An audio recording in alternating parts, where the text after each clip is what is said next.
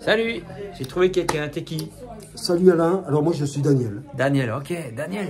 Daniel. Tu viens d'où? Tu viens de quel genre de famille? C'est qui mange un biscuit avant, qu'on commence la vidéo, lui. Je suis d'origine hongroise. Ah. Et mon papa était, en fait, il est français, mais de parents hongrois.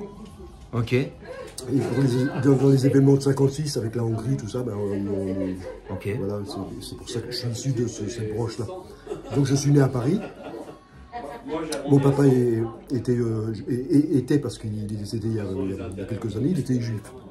Et toute ma famille du côté de mon papa. Ça veut dire quoi, mon papa était juif? Ça veut dire que tu as une vie bizarre ou que t'es comme tout le monde? Non, je suis comme tout le monde. Ah ouais. Ben, la première fois que j'ai été traité de sale juif, j'étais dans un... Ah bon? Oui, j'étais dans un internat catholique, Saint-Joseph à Avallon.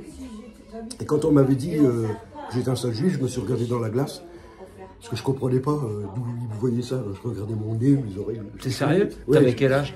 Je devais avoir 7-8 ans. Mais c'est horrible de dire ça à un gamin, quoi. Ouais, mais... Je suis pas dans la plainte ou la victimisation. J'ai pas trop mal vécu tout ça quand même. Ça va. Ouais. Ah ouais, mais c'est bizarre quand même. Ça. Donc j'ai appris qu'avec mon nom Hirsch, j'étais un juif. Et puis que les juifs c'était quand même un peuple un peu à part parce que bah déjà à l'école tu te fais traiter de sale juif. Donc ça veut dire qu'on est un peu à cette époque-là, quoi. Dans l'école catholique.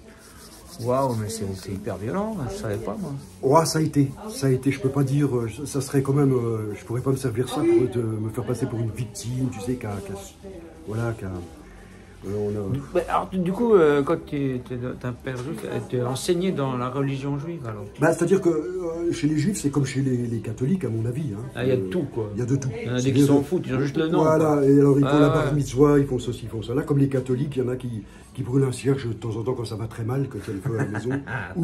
Quand il y a le feu à la maison, ouais, bonne idée, maître. Ou alors qui vont à l'église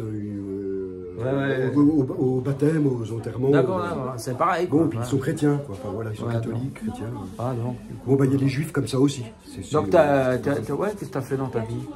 Alors, moi, dans ma vie, on était, mes parents étaient confectionneurs, donc chez les juifs, c'était assez fréquent. Ça veut dire quoi? Ils fabriquaient des vêtements, des tissus. Ok. Et puis, mon papa, il vivait plutôt sous l'influence de ma maman qui ramenait de l'argent. Ma mère disait d'ailleurs, j'ai 6 gosses, vous 3, mes 2 frères et moi, et votre papa qui en vaut 3. Oh là là. Bon, et puis ils se sont séparés. Nous, on était avec notre maman à Paris, qui continue à travailler comme indépendante. Alors, on s'est vite retrouvés à Paris, dans la rue. Et puis, dans la rue, ça veut dire qu'à Paris, dans le 10e arrondissement, si tu faisais pas partie d'une petite bande organisée, arrête. Oui, tu sortais pas parce que tu te faisais piquer ton... C'est pas vrai. Ouais, c'est ça. À cette époque-là déjà, donc moi j'ai 65 ans, ça fait quand même... J'avais 13-14 ans. D'accord.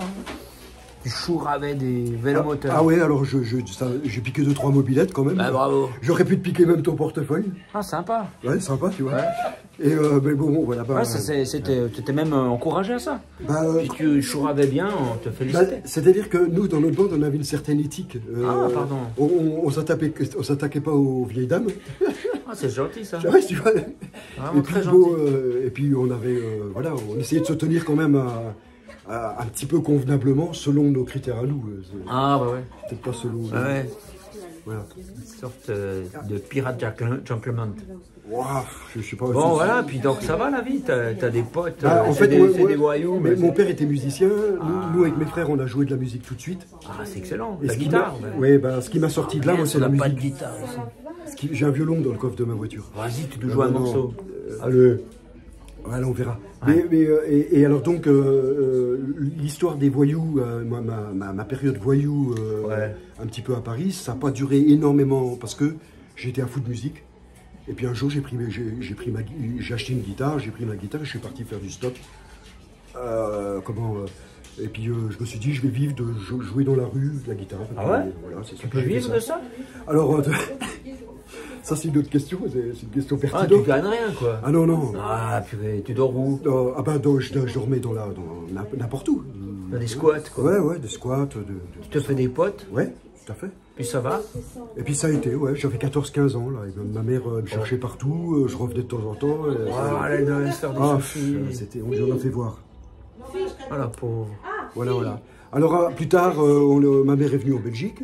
Et puis là, nous, on l'a suivi, les enfants. Ouais. Je ne vais pas tout raconter dans les détails. Bah ouais. Et puis, on a été fêter un Noël un coup avec elle. Et puis, on est resté là-bas pendant... Voilà. Donc, vous fêtez Noël dans les j'allais dire les églises juives.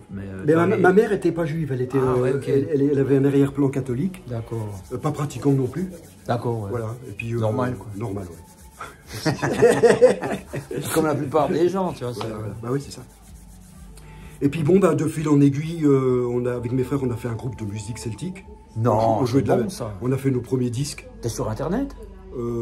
Plus maintenant, je crois. Ah ouais, dommage, ouais, ok. C'était à l'époque. Et puis on a joué de la musique, on a vendu nos disques, on a gagné aussi pas mal de sous là. Ah bon? Ouais, ça a quand même bien marché une période. C'était une époque où les musiciens gagnaient. Ouais, bah, on vendait nos disques avec c'était un peu l'euphorie des nouveaux groupes qui jouaient dans la rue avec des solos. Ouais, c'était excellent. C'était assez nouveau. T'as plutôt une vie, ça va. Ah oui, quand même. De merde. Ah oui, très très très riche hein, au niveau c'est incroyable ce que j'ai vécu. Des expériences. Oui, c'est incroyable. Et alors en Belgique, c'est devenu mon pays d'adoption parce que depuis l'âge de 17 ans. Voilà, on m'obligerait à faire la guerre maintenant, j'irais plutôt pour les Belges que les Français, parce que en termes d'années... Je t'en veux pas de problème. Voilà, on peut pas de problème. Ça peut arriver, voilà. On sait jamais. Et bon, de toute façon, maintenant je suis un papy, j'ai même un petit-fils de 18 ans. Ah, bah alors du coup, est-ce que tu as vécu un truc fort une fois? Alors voilà. Un truc vraiment fort que tu te dis, mais ça va aider des gens. Ah oui. Parce que c'est finalement, c'est un peu pour ça que je fais des vidéos. Ah ben tout à fait. C'est que j'ai envie de... Alors là maintenant, on arrive à ce qu'il faut arriver quoi en fait. C'est vrai? Oui. Ah, c'est quoi? En fait... la trompette. Non, en fait la musique, tout ça, c'est bien, mon parcours, c'est un parcours parmi 7 milliards d'habitants sur la Terre. Ça voilà, c'est tout. Ouais. Mais par contre, je ne peux pas dire que je suis fier de moi, de mon parcours, du tout. J'ai des choses de tout ça. C'est la vie, quoi. La vie, quoi.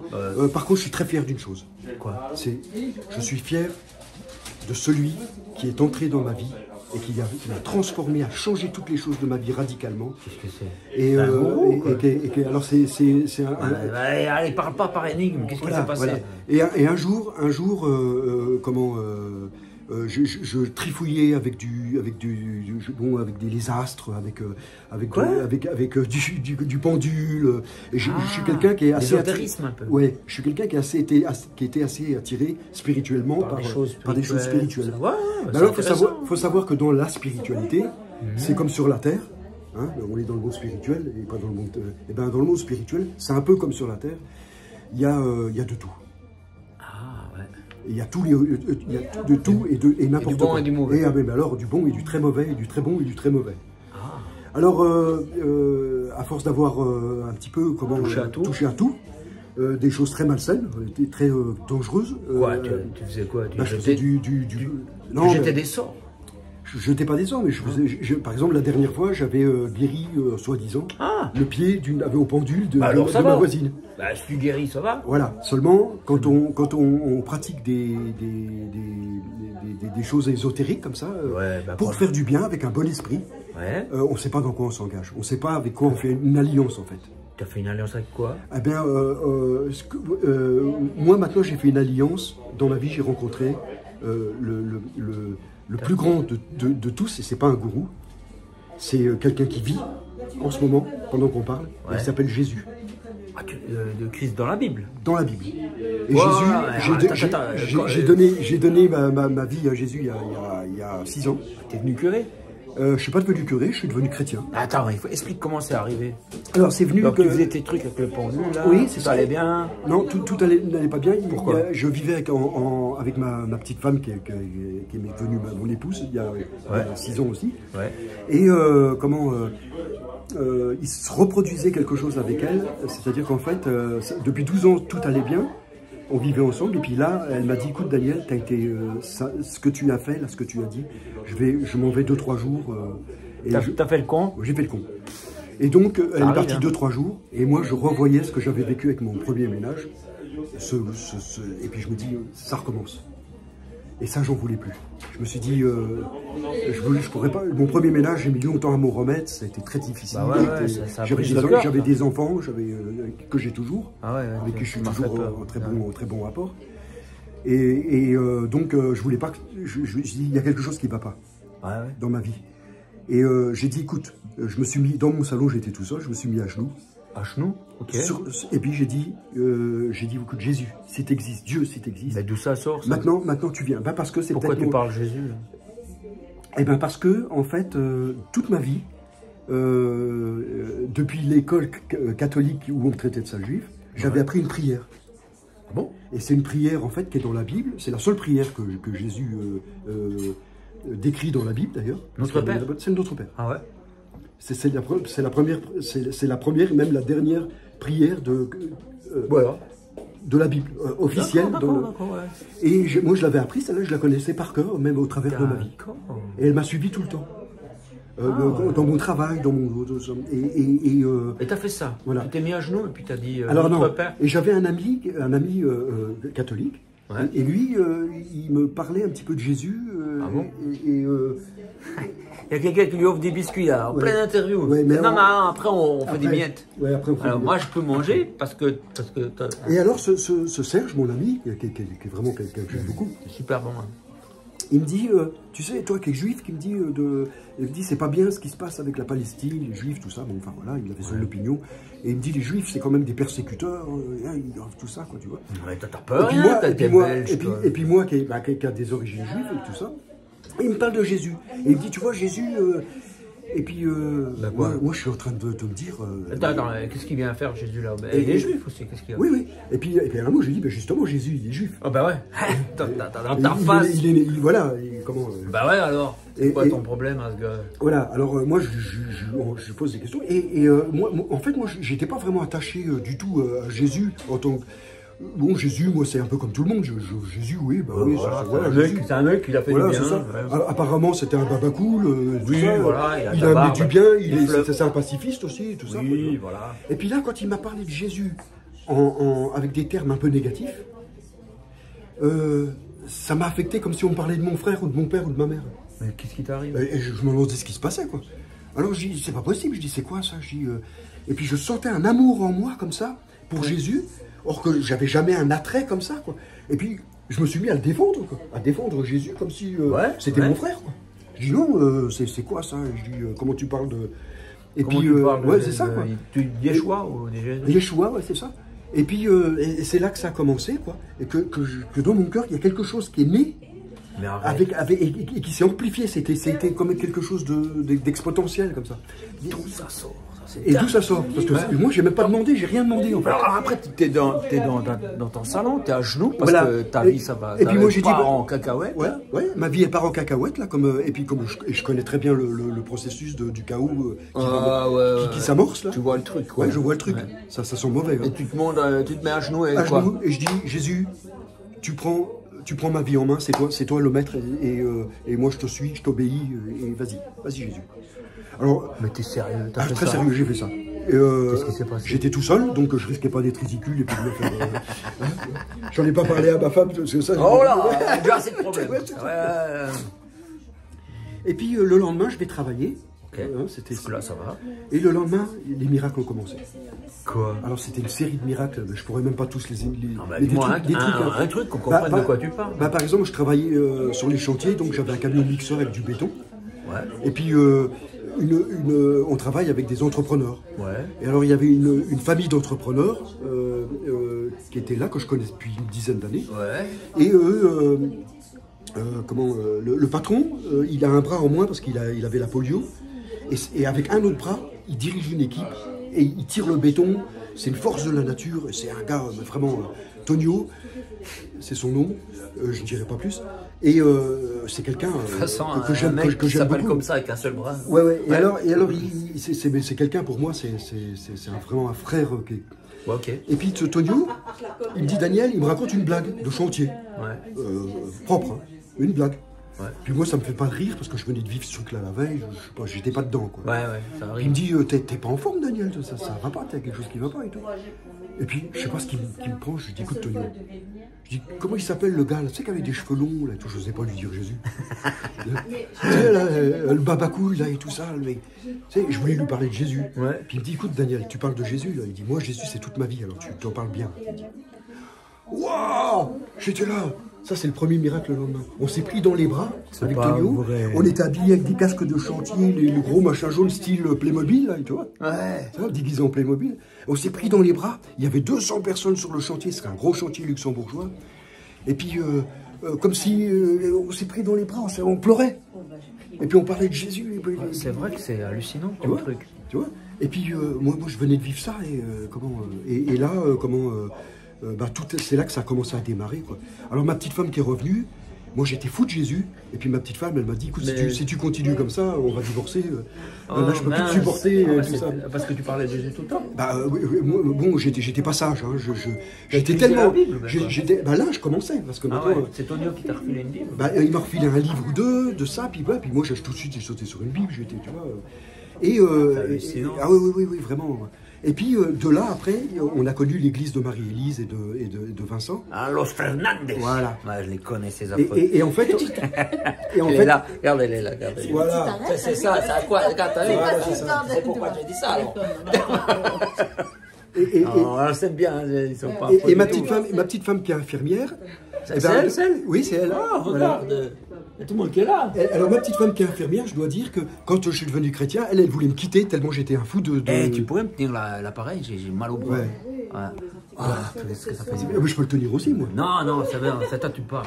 Voilà. C'est à toi tu fais la photo. Et après ça, on fil en aiguille, elle a été obligée de... C'est bien mis là. Mais comment est-ce qu'on fait? Comment est-ce qu'on ouvre? Vas-y. C'est vraiment... C'est vraiment pas la télé ici. Hein. Alors, comment est-ce qu'on ouvre? Moi, si je pouvais donner un petit encouragement... Pardon, ouais. Un petit encouragement. Ouais, alors toi, tu parles de Jésus. Voilà, c'est ça. Tu deviens fou pour ta femme. Oui, ma femme, elle me dit, écoute, Daniel, moi, t'étais insupportable, moi. Ah, mais c'est elle, en fait. Oui, c'est elle. Viens. Mais non, viens, pose ce téléphone. Vas-y. Viens nous dire. Je peux pas dire de mensonges pour me faire valoir. Attends. Ton mari commence à parler de Jésus, puis toi, tu veux le quitter ou bien quoi? Qu'est-ce qui se passe? T'es pas dedans, là. Là, je suis dedans. Qu'est-ce que tu as fait, alors? Il exagérait. Pourquoi? Il faisait quoi? Mais parle fort, parce qu'on entend rien. Bon, ça va, je dois parler fort. C'est pas des sous. Moi, Dieu, avec moi, il est discret. Oui, mais ton mari parle de Jésus tout, puis toi, ça te saoule. Et toi, tu en as dit, t'arrêtes, sinon je te quitte. Eh bien, je vais te dire, le Saint-Esprit m'a utilisé ou l'a utilisé pour justement qu'il puisse toucher mon cœur, parce que comme je voulais le quitter, quand je suis rentrée à la maison, j'ai senti la paix. Et le Saint-Esprit qui me disait, ça va s'arrêter. Explique, t'étais dans la voiture. Toi, t'es parti 3 jours, non? Oui, mais j'étais déjà revenue quand même. Ah, ok, ouais. Je n'étais pas tout à fait partie longtemps. J'étais quand même revenue. Et puis, mais c'était quand même dur parce qu'il avait un feu terrible. C'est un extrémiste, mon mari. Ah, il me pose des bombes ou bien quoi? Pour Dieu, oui. Ah, non, attends. C'est vrai. Non, tu posais pas de bombe du tout. C'est une façon de parler. C'est sûr, mais... Soyons clairs. La caméraman, elle voit pas l'image. Tous l'émerveillait. Oui, c'est ça. Si c'est des bombes, c'est... les fleurs, alors que... Bonjour, comment vous allez, les amis? Attends, il faut qu'on entende l'histoire. Alors, qu'est-ce qui se passe avec cette voiture, quoi? Et alors, je rentre chez moi en disant, j'en ai marre dans ma tête, dans mes pensées, j'en avais marre de... Quelque part, ce mari qui était ailleurs que près de moi, quelque part. Oui. Parce qu'il avait rencontré Jésus. Et qui, voilà. Et bon, moi, je suis aussi d'un arrière-plan catholique. Ouais. Mais pas grave, en relation. J'étais pas en relation, mais je connaissais le Seigneur, mais je ne le savais pas. Ok. Je ne le savais pas. Et puis alors, en fait, le Seigneur, il m'a apaisé le cœur et il m'a dit, il va se calmer. Il te parle? Oui, j'ai entendu ça dans mon cœur. J'étais vraiment... Alors que tu n'étais pas du tout croyante ou... Mais j'avais pas de relation. Ouais, c'est pas que je ne croyais pas, mais j'avais pas de relation. C'est parce que moi je priais, je parlais quand même à Dieu, mais je parlais aussi bien à ma grand-mère. Voilà, c'était confus. C'était confus. Et donc après, ça n'a plus été confus parce que j'ai appris, Marie, je suis obligée de m'abaisser parce que le caméraman flanche. Ouais, c'est lourd, c'est long, hein. C'est long. Ça va cette vie de trépied là? Tu veux que moi je tienne un peu, Marie? Non, vas-y. Et après, dans les jours qui ont suivi, mon mari m'a offert un livre qu'il a reçu sur un chantier. De la famille de Tonio. Et c'est le frère de Tonio qui dit à Daniel, lis ce livre. Et c'était Bonjour Saint-Esprit de Benny Hinn. Ah ouais. C'est un super comique, Benny. Oui, hein. C'est pas lui. C'est pas lui. Ah, c'est un... Par contre, j'ai dû chercher pour être sûre duquel c'était. Et mais c'est une lecture qui m'a percutée. Ouais, c'est cool. Voilà. Puis du coup, attends, je te retiens parce que là tu me fais pitié. Elle est là, elle en peut plus. Non, vas-y, toi tu parles. Moi je sais rien, je fais juste des questions comme ça. Voilà. Mais alors après, qu'est-ce qui se passe dans ta vie? Donc tu as rencontré Jésus? Oui, alors moi j'ai rencontré Jésus. Ta femme, elle a suivi apparemment. Bon, là, moi, en fait, c'était formidable parce que j'ai vu le Saint-Esprit, ou plutôt les effets du Saint-Esprit. Donc Saint-Esprit, c'est Dieu, ça, non? Oui, alors le Saint-Esprit, c'est l'Esprit Saint, c'est l'Esprit de Dieu. C'est l'Esprit de Dieu. Ouais. Et l'Esprit de Dieu, alors qui a le privilège de pouvoir bénéficier de l'Esprit de Dieu? Tout le monde. Ah, tous. Ah, c'est cool. Oui, d'ailleurs, il y a un verset qui est explicite dans ce sens-là, dans la Bible. Ouais. C'est Dieu a tant aimé le monde qu'il a donné son Fils, Jésus-Christ, afin que quiconque croit en lui ait la vie en abondance et la vie éternelle. Donc c'est l'Esprit de Dieu. T'as une femme de pasteur qui dit c'est pas tout à fait comme ça. Ah, ben ça va. Voilà. Ouais, c'est pas tout à fait comme ça. Ah bah c'est trop. Alors du coup, ta vie elle change ou t'es devenu juste un fanatique? Qu'est-ce qui se passe? Qu'est-ce qu'il y a de mieux d'avant? Alors, je sais pas, parce qu'en fait, fanatique. Si fanatique, c'est comment véhiculer la vie et la création. Alors je suis un fanatique. Si fanatique maintenant, c'est prendre part à la destruction de la vie. Je vois l'idée. Tu comprends ce que je veux dire? Je comprends donc tu voulais en venir. Voilà, tu vois. Donc du coup, toi tu en parles à tout le monde là. Bah, maintenant moins parce que je me suis un petit peu assagi. C'est voilà, c'est des commentaires. Voilà, c'est ça. Mais là, tu distribuais des flyers. Je distribuais des flyers. On avait aussi une... Dans la rue, comme ça? Oui, dans la rue. Et puis, par exemple, quand j'étais au chantier, dans mon camion, j'étais au chantier, je m'arrêtais dans la rue pour faire un chantier. Et puis, là, il y a toujours des gens. J'avais mes flyers avec moi, je discutais de Dieu, je parlais de Dieu. C'est des flyers de quoi? Alors, j'ai des petits flyers qui sont créés par des artistes comme Alain Audercier. Ah oui, c'était ça, c'est là que j'essaie de t'amener. Parce que moi, non, c'est pas vrai. C'est là que tu essayais de m'amener. Non, mais je fais des bandes dessinées. Je me suis fait eu. Je fais des bandes dessinées, et puis j'ai fait un flyers, mais c'était pas pour une église. Hein. Alors moi j'ai distribué des flyers de Alain Audercier. Ça va, je me suis assez fait bosser. Et je ne le connaissais pas, encore je l'avais jamais vu. C'est pas grave. Voilà, donc... c'est plutôt sympa, ça faisait pas trop secte, quoi. Et puis tes dessins sont sympas, quoi. T'es cool, quoi. L'idée, t'es quand même un mec cool, quoi. En tout cas, je fais bien un semblant à l'écran. Non, ça va bien, quoi. Tu vois. Voilà, on n'est pas assailli d'un truc lourd, religieux. Non.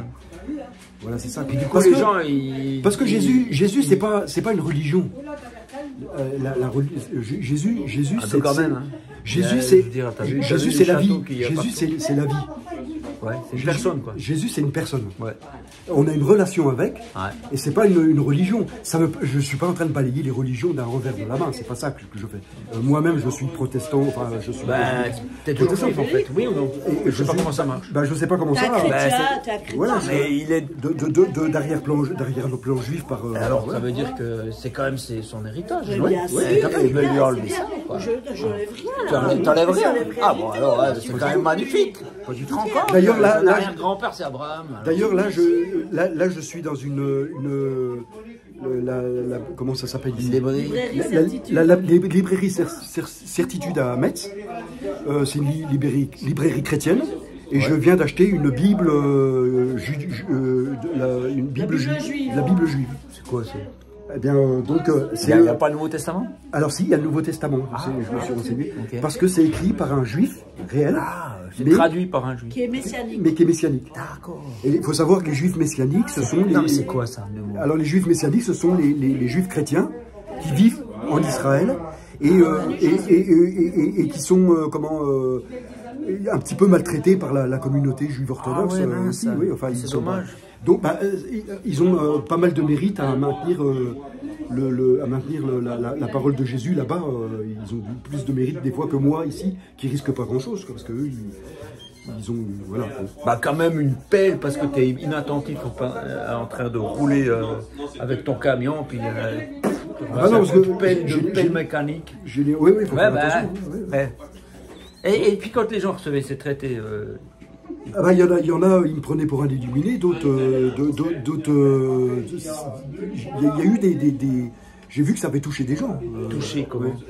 Par exemple, un jour, comme sur les chantiers, il y a une jolie fille qui passe. Ah bah ça c'est bien. Et puis, il y a tous les gars du chantier. Il y a tous les gars du chantier. Ouais, c'est pas vrai. Est-ce que ça marche, cette technique de drague? Non, je pense pas. Et il y en a un qui était dans la rue, qui faisait la circulation, parce que justement, avec mon camion, il fallait faire la circulation. Et puis lui, il avait prévenu les autres en disant vous allez voir le canon qui passe, le canon qui passe, regardez les mecs et tout, ça quoi. Et puis le petit jeune là, il s'appelait je sais plus comment, Mathieu, je sais plus. Et puis j'ai été le voir avec les flyers de Alain Tercet. Le petit jeune qui faisait ça, Et puis je lui dis écoute, moi je peux pas te laisser comme ça, je dois te dire quelque chose. Et puis je lui ai parlé de Jésus, je lui ai parlé. Et puis je lui ai dit écoute, qu'est-ce que ça ferait toi pour toi si c'était ta sœur ou ta mère? Ah, bien parlé, bien parlé. Vous, c'était ma fille? Oh, ouais, j'aurais pas aimé. Et alors, j'ai dit, t'as des enfants? Il me dit, oui, justement, j'ai une fille. Je dis, regarde, imagine que ta fille, c'est beau que t'aies dit ça. Et alors, on est pour les filles, là. Voilà, on est pour les femmes. Voilà. Et alors, et de là, j'ai vu que... Mais je lui ai parlé avec mon cœur, hein. Je ne lui ai pas parlé comme un moraliste qui... c'est ça. T'avais plutôt dit, écoute, mec. Et il a vu que j'étais affecté. Il a vu que j'étais triste, quoi. Et lui, ça l'a touché. C'est bien. Je pense que, bravo. Quand on parlait du Saint-Esprit, je pense que le Saint-Esprit a été avec moi. Et puis, il a aidé les choses. Parce que peut-être qu'en faisant les choses avec mes propres petits moyens, moi... Évidemment, du coup, qu'est-ce qui s'est passé, le gars? Le gars, il a pris les flyers, il avait les larmes aux yeux. C'est pas vrai. Il a dit vraiment, c'est nul, un truc comme ça, je vais plus faire. Je l'ai pris dans mes bras. Comme réponse, je lui ai pas dit c'est bien. Je l'ai pris dans mes bras et puis on s'est fait un gros câlin, quoi. Et puis je suis parti. Ça doit être incroyable de bosser avec toi. Voilà. Et puis je l'ai laissé comme ça. Maintenant, je suis à la retraite, là. Tu l'as revu, ce gars? Non. Non, je sais pas. Je sais pas, peut-être qu'il est chrétien maintenant, peut-être qu'il est pasteur. Peut-être qu'il s'occupe des femmes maltraitées. Peut-être. Voilà. Bon alors attends, parce que après, vas-y, finis. Qu'est-ce qu'il y a? Qu'est-ce qu'il y a? Parce qu'il y a Vincent qui va te parler. Vincent va me parler au téléphone. Oui, non, mais on est en train de faire une vidéo. J'y crois pas. Oui, mais attends. C'est vraiment la vidéo n'importe quoi. Maintenant, c'est toi qui dirige un petit peu l'interview. Ça va être ma faute bientôt. Non, mais parce que moi, il y a de quoi raconter, il y a tellement de quoi raconter. Raconte un truc. Écoute, on va pas faire des heures, alors raconte un truc qui encourage les gens, peut-être qu'il va leur dire oh purée, Dieu fait ça. Moi, ce que je pourrais dire qui est encourageant, c'est que Dieu ne te choisit pas en fonction de qu'est-ce que tu lui rapportes. De ce que tu lui rapportes, oui, c'est ça. Parce que la seule chose, il n'y a personne qui peut rapporter quelque chose à Dieu, en fait. Dieu nous donne tout. Et pas de prière. Et nous quand on est dans la louange ou la supplication. Là, c'est des mots bizarres. Ouais, je comprends. Ouais, c'est ça. Quand on s'adresse à Dieu, quand on veut dialoguer avec Dieu, c'est pas qu'on va apporter quelque chose à Dieu, c'est qu'on est en fait on demande que Dieu de comprendre ce qu'il veut pour nous. Pour l'instant, le miracle là, je le vois pas. Là. Alors non, moi, je veux pas parler de miracle. Ce que je veux, c'est encourager. C'est de dire que Dieu, il peut aller chercher quelqu'un qui est un futur jeune délinquant dans la rue, qui vole des mobylettes. Ah, tu parles de toi? Ouais. Ah ouais. Et puis, qui n'a aucun mérite, aucun mérite, on voit pas pourquoi lui, Dieu devrait s'occuper de lui. Il y a des gens peut-être beaucoup meilleurs à s'occuper. Beaucoup meilleurs. Ouais, beaucoup meilleurs que ça. Mieux que ça. Mes enfants plus de mérite. Qu'en plus de mérite. Ouais. Et puis, bah non, Dieu, que tu aies fait n'importe quoi, que tu aies été méchant, mauvais, ou que tu as bien fait. Dieu, c'est pas en fonction, c'est pas des critères, c'est pas ces critères-là qui Dieu t'aime parce qu'il t'aime. Dieu t'aime parce qu'il t'aime. Voilà. C'est tout. Et Dieu, il veut te sauver. Et moi, qui n'est pas du tout d'un arrière-plan chrétien, catholique et tout ça, j'ai l'impression que la main de Dieu est venue me prendre par le callback, est venue me sortir des ténèbres, ouais. Et puis il est venu me ramener dans son sillage à la lumière. Parce que ce truc, cette vie avec Dieu, ça dure depuis longtemps. Ah non, moi j'ai l'impression. Non, moi en fait j'ai l'impression que Dieu a toujours eu la main sur moi. Ah ouais, mais le truc où tu as vécu vraiment un changement. Ça fait 6 ans. Ça fait 6 ans. Ça fait 6 ans que je suis devenu chrétien. Ah, dis-moi un truc stylé que tu as vécu pendant ces 6 ans. Un truc trop bien que tu as vécu. Alors, il y en a plusieurs, mais il y a comment ah bah oui, ça c'est un truc formidable. Un jour je dis Seigneur, justement, je dis comment ça se fait Seigneur qu'il y a des chrétiens, il leur arrive plein de choses, des miracles, des trucs, moi il m'arrive jamais rien. Je dis comment, j'ai pas l'impression que tu me parles, j'ai l'impression que c'est toujours moi qui te parle, toi tu sais, est-ce que tu es là vraiment c'est une bonne question. Tu sais, je dis voilà, je te donne mon cœur, je t'aime, ouais, mais c'est quoi je vois l'idée. Ouais. Et puis je reçois une petite voix dans mon cœur comme ça qui me dit et ta fille? Quoi? Alors je dis mais quoi ma fille justement? Et puis ma fille, c'était elle était elle a touché un petit peu à la drogue, même pas mal. Ah, merde. Elle vivait dans les squats, c'est une fille fantastique. Mais alors, impossible de suivre plus de 3 mois de cours dans une école parce qu'elle était complètement insoumise et puis une autorité impossible. Elle avait quel âge là? Elle avait 14, 15, 16, 17, 18, maintenant elle en a 36. Et depuis qu'on s'est convertis, un jour, ma fille, elle me témoigne d'une chose. Elle était très colérique. Alors elle est très jolie et en même temps très colérique. C'est un peu comme une panthère noire comme ça. C'est très joli. Mais ça monte au rideau. Tu vois, quand ça se met en colère. Et alors, elle s'est mise en colère après son copain, Marc. Elle est rentrée dans la voiture, avec sa voiture dans le jardin. Elle est passée à travers la barrière. Et puis elle a écrasé son copain Marc entre le mur et la voiture de la maison. Tellement elle était en colère après. Et lui, comme il est sportif, il a sauté sur le capot et donc il lui est rien arrivé. Et là, elle m'a téléphoné. Sacrée bonne femme. Ah ouais, elle m'a téléphoné. Elle me dit papa, il y a quelque chose de plus fort que moi qui me fait faire des choses qui sont terribles, et puis là j'aurais pu me retrouver 10 ans en prison quoi, et dit ça, et j'étais devenu chrétien et elle n'était pas du tout d'accord avec ça au début, et puis là elle me dit papa sauve-moi. Alors je lui dis écoute ma fille, je dis maintenant tu vas m'écouter, je dis parce que je vais t'amener à quelqu'un qui sauve mais c'est pas moi. Et puis là j'ai commencé à lui parler de Jésus et on est allé avec André chez elle. André, c'est ta femme. André, ma femme, chez elle à Gand, c'est-à-dire à 200 km de là où on habite à Bastogne, en Belgique. Et on est allé avec un film qui s'appelle War Room, en anglais, ce qui veut dire chambre de guerre. Ouais. C'est un petit film chrétien que je conseille. Mais alors, je conseille fortement. Ouais.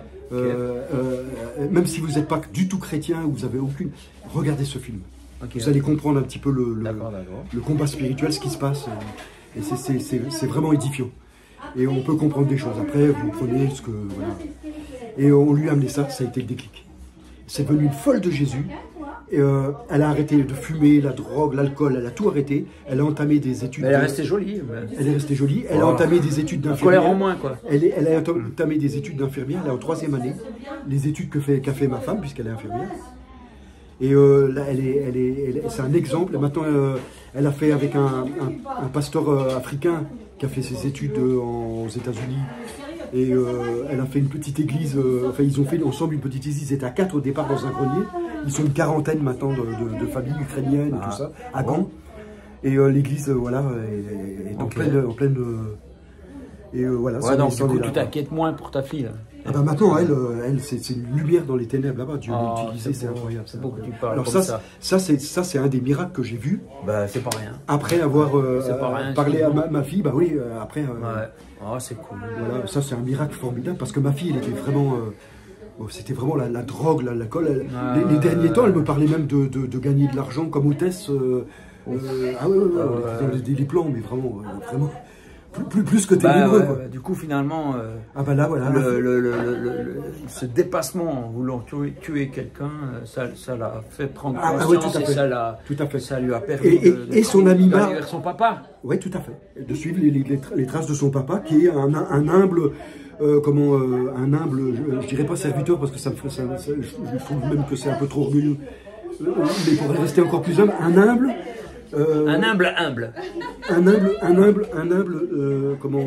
obéissant à Dieu, obéissant. D'accord. Voilà. C'est beau, quoi. C'est beau. Merci pour ce partage. Et tu veux dire une dernière chose? Alors, oui, je voulais juste te dire, mets toute ton espérance en Dieu, parce que l'espérance, tu peux en avoir en Dieu. Et parce que Dieu t'aime, tu es la prunelle de ses yeux. Amen. C'est beau. C'est beau, ça. T'as vu, c'est la pasteur qui dit Amen. Amen. C'est beau, ça. Amen. Tu veux dire quelque chose aussi? Oui, tu connais cet oiseau là? Bien sûr que je le connais. Qu'est-ce que tu peux dire par rapport à lui? Alors lui, c'est un passionné qui aime vraiment Jésus et ça fait du bien d'avoir des gens, c'est pas religieux, tu vois. Ouais. Il vit ce qu'il vit. Au revoir. Soyez bénis. Soyez bénis. C'est pas religieux, c'est pas straight aussi. C'est un vrai de vrai, c'est un vrai. Un disciple qui aime Jésus. Ouais, donc tu vois, toi tu le connais. Comme moi? Oui, comme toi. T'es pas religieux. Ah bon? Non, pas trop. T'es pas religieux. J'aime bien Jésus par contre. Toi t'aimes Jésus. Et ce que j'aime, c'est que t'aimes lui parler. Oui. Et que t'aimes l'écouter. Bah ouais. Voilà, c'est ça. J'ai bien fait de te mettre en dernier, ça me fait une sacrée pommade. Ça fait du bien, non? Allez, salut, j'espère que vous avez compris quelque chose.